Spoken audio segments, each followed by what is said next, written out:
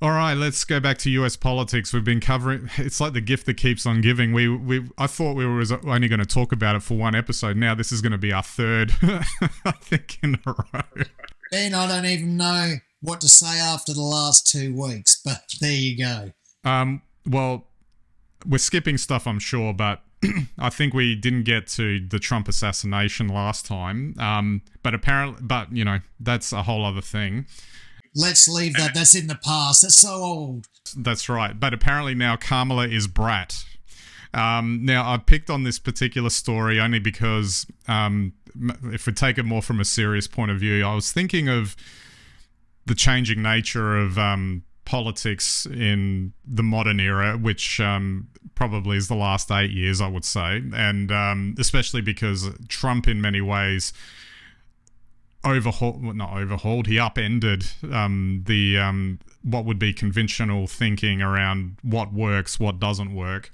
And I almost feel like this is a natural extension point from that, not in the sense that they've got the same politics, but it's the idea that Trump came up, became famous as a cultural touchstone through a reality TV show, and that's how he connected with a group of people in America that came out in sufficient numbers to, in the right places to get him elected in 2016.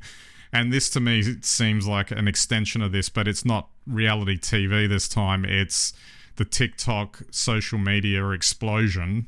And I can see this potentially actually working for Kamala Harris in this particular instance, simply because of the sensation that it's created online, particularly around a younger demographic that's really engaged on TikTok and with these memes. And, it's kind of like, it's like she's getting an endorsement from to be honest, I'm not fully across it either. This is how old I am. I think she's a singer or something, but Charlie XCX. And it's like, well, it's not a question of her endorsement, but she's established a movement and a vibe that she is now attached to Kamala Harris, which has then fed the machine to self-perpetuate the whole thing. Anyway, I feel like I'm going into word salad now, but anyway, that's I just feel like that's like a natural extension of where we are. And ironically, I would think, I don't know, like they'll be doing this on the Trump side, but there's a danger that, ironically, that he might start to look old by comparison, which he is old technically. So yeah, Ben, I think you summed it up perfectly. Actually, this now is just descending or ascending into somewhere we've never even been before.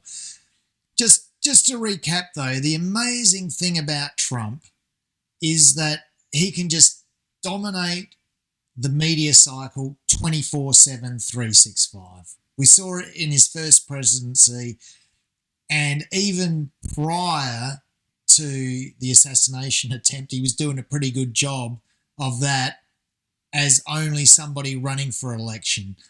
Now, since the assassination attempt, he's got every second of the day online.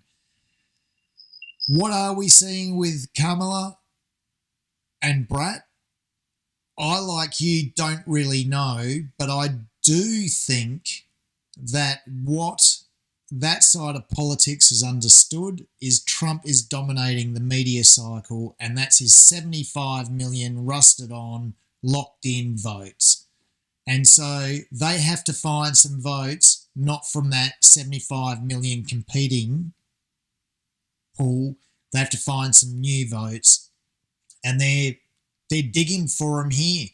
Now, the thing that we have to wait and see is, does this deliver votes? Or does it just deliver likes?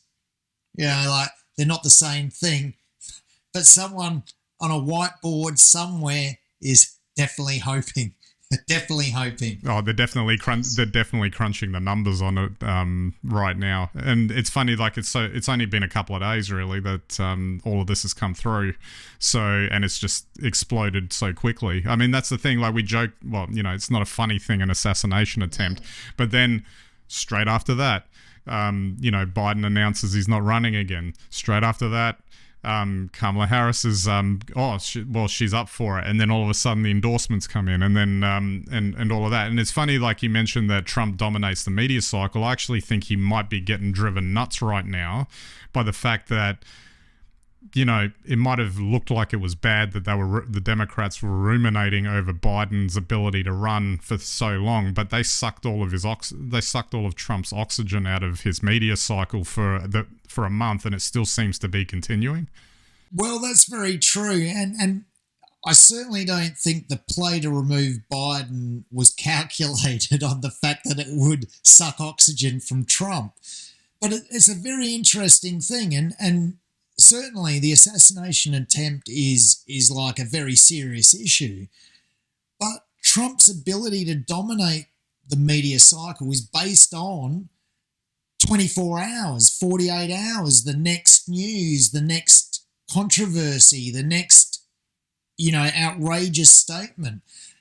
And so really now, I can't believe it, but really the assassination attempt is old news. If he actually tries to bring it up now, I think it's done. He maxed it in that 2 weeks, but now it's done.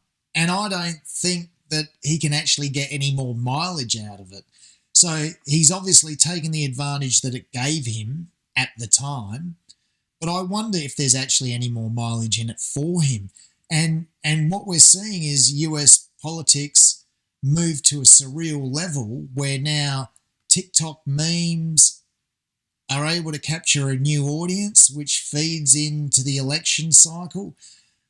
And that to me is such an extreme, I don't know, political movement, not in terms of what it might be suggesting the politics of the day is, but that really it's just become an out-and-out popularity contest. I don't think it has anything to do with politics much anymore.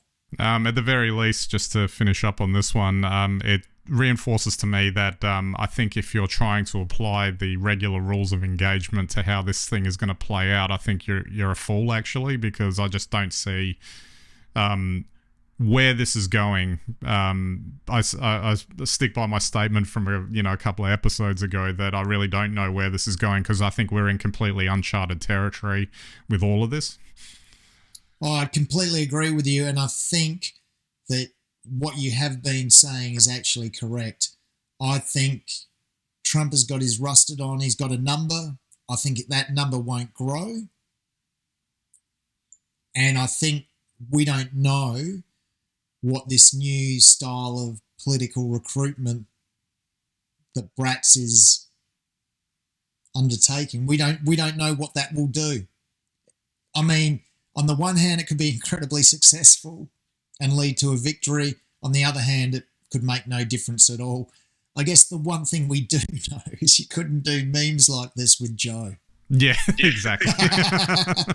unless you wanted to vote for a weekend at Biden's. Yeah, I think he did try on TikTok, but yeah, it's not really his thing. I don't think. It's not. No, it's not. TikTok is a very certain market.